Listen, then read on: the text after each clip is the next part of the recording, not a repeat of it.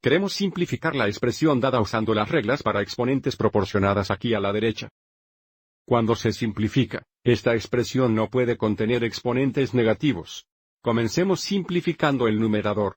Aquí tenemos x para el segundo, y para el cuarto elevado al quinto. Aquí tenemos y al cuarto elevado al quinto negativo.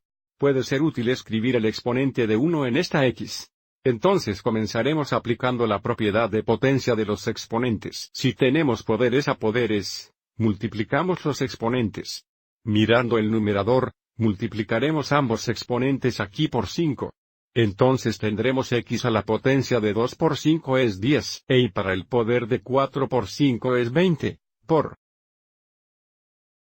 multiplicaremos estos exponentes por 5 negativos, de modo que tendremos x a la potencia de 1 5 veces negativo es 5 negativo, y a la potencia de 5 5 negativo, que es 20 negativo. Denominador permanece igual por ahora.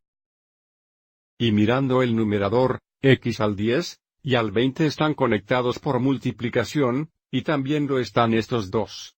Entonces todo esto se está multiplicando juntos. Así que ahora puedo multiplicar x al décimo y x al quinto negativo, así como y al 20 negativo.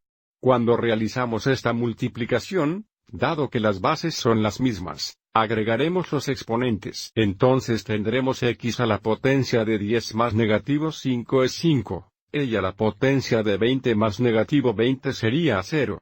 Denominador permanece igual. Una regla que veo que falta aquí es que a la potencia de 0 siempre va a ser igual a 1. Entonces, y a la potencia de 0 se simplifica a 1. Entonces nos quedamos con x al quinto sobre x al tercero, y al cuarto. Y tenemos un paso más aquí. Tenemos x para el quinto dividido por x para el tercero. Las bases son las mismas, por lo que restaremos los exponentes. Y cuando hacemos esto, si esto fuera una fracción, sería más de 1. Entonces el resultado estará en el numerador. Entonces, para x para el quinto dividido por x para el tercero, tendremos x a la potencia de 5 menos 3 es 2 en el numerador, y el denominador permanece y hasta el cuarto. Y eso lo hará para este ejemplo.